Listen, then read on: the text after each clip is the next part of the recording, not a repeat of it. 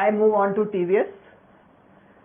So before I go to the picture, I will just tell you about probe orientation in transvaginal scanning. Now when we talk about probe orientation in transvaginal scanning, first of all you should know how is the TV probe looks. This is the TV probe. It is a convex probe only. This is a theoretical question. If somebody asks you what kind of probe is it is like abdominal probe only, no difference, except it is small and has a big handle for proper handling of the probe. Second thing, for the purpose of maintaining sterility, we will have to cover the probe for every patient. To cover the probe, there are commercially available covers also, but we hardly use them.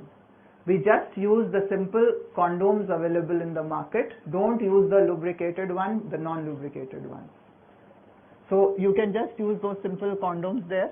Now, how do we put the condom over the probe? That also matters.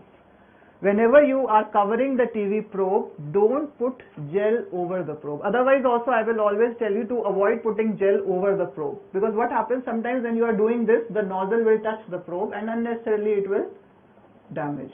So it's always a better option, put the gel on the patient's body for transabdominal. For TVS, what we do is we take the condom, we put gel into the condom. Now, whenever you are putting gel into the condom, remember one thing, this is, always try to buy these kind of gel bottles rather than those tube ones. Nowadays tubes also come. So, why I'll tell you, when you will put the condom over it like this, put it there, touch the inner side of the condom to the nozzle and then press. That way you will avoid putting any air bubbles inside. Though they will come, some of them, but still lot of air. If you do put the condom like this and you do this, then the lot of air will get entrapped, and air is always going to hamper your vision. So then after that, you take the and how much gel should you put? At least 1 inch. Put a lot of gel, because when you will insert, lot of it will get displaced. So gel se कंजूसी नहीं करना. Gel is not very expensive.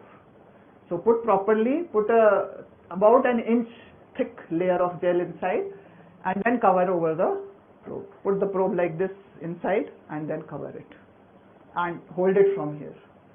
Then now the position of the patient. Patient would be lying in the lithotomy position, normal, and you just to know the orientation, what you have to do is, see, the patient is lying like this. The legs will obviously be folded. I cannot fold the legs, spread out, and you have to insert like this. That means the probe plane is this way, right? And this is why, how would the beam be going now? Just think, the beam is going, if I just put it straight, beam will be going like this, right? And if you make the probe like this, then from here to here. That means you can get a longitudinal view and you can get a coronal view, but you will not be able to get a transverse view. TVS does not give you a transverse view. That is why if we have to measure the uterus, the measurement, anytime, any patient, even if they have been advised TVS, we always precede it with transabdominal. We always do transabdominal until and unless you've already done it by yourself. Any patient, even the patient when they come for follicular study, I prefer doing first TAS if I have not done the pelvic scan before, and then I will do TVS. Why? Because what happens if I directly go to TVS? First of all, I cannot measure the uterus properly. Second problem that might come, if by any chance patient has a very big mass lesion, a myoma or something, so that becomes a limitation now. Why? Because if I will do a TVS, what is the problem? Penetration is poor because it is high resolution. Higher the frequency, poor is the penetration. So because of that, if the mass is too big, reaching till here, I will not be able to see the whole mass. So we always, and then it makes your focusing also easy. I will tell you how later on. So this is how you will insert the probe. Now how do longitudinally, not like this, the thinner area, because that will be more comfortable for the patient.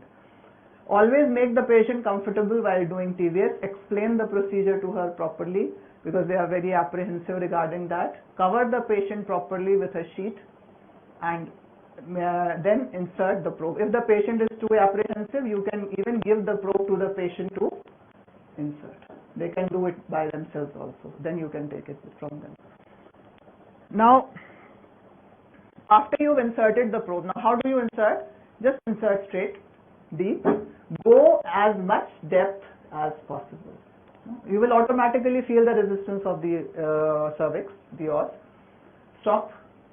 Then, same way like you have the movements for abdominal, only thing is no sliding movement will be there. So this movement, this movement, this movement, this movement, or don't forget rotation. Put this rotation movement in your head, because this is the movement people forget. They will move this way, but they forget that you have to rotate the probe also. And what is the first thing that we are trying to identify? Here again, the first thing trying to identify is uterus only. And when you are trying to identify the uterus, sometimes what happens, I told you that first go as deep as possible. Now sometimes at this stage, you may not be able to see once you have tried all manipulations, you could not see the uterus, withdraw a little, and then again do the manipulations, right? So now in TVS, what will happen most of the time, see, cervix, uterus is like this, cervix is a little like this. So you will, and you have inserted the probe this way, so you will see one at a time. Either the uterus, cervix may be coming in the same, if they are in the same plane, it will come, but, or a part of cervix may come, but the whole cervix sometimes may not be seen. So you, like in this picture, what we are seeing primarily. You can make out the shape of the uterus. Endometrium has not been focused in this picture properly. Only thing you are seeing is the myometrium, and this is just to show you the shape of the uterus. This is the uterus, and only a portion of cervix may be seen. What is this? Likely to be, if we compare, bladder. Whenever we do transvaginal, we empty the bladder, but still some urine remains in the bladder, which helps us to identify, and it's important also. How will you be able to see the bladder? Sometimes when you have put the probe very deep, you will not see the bladder. So, and why do we want to see the bladder? That also I will tell you. So to see the bladder, you might have to slightly withdraw the probe.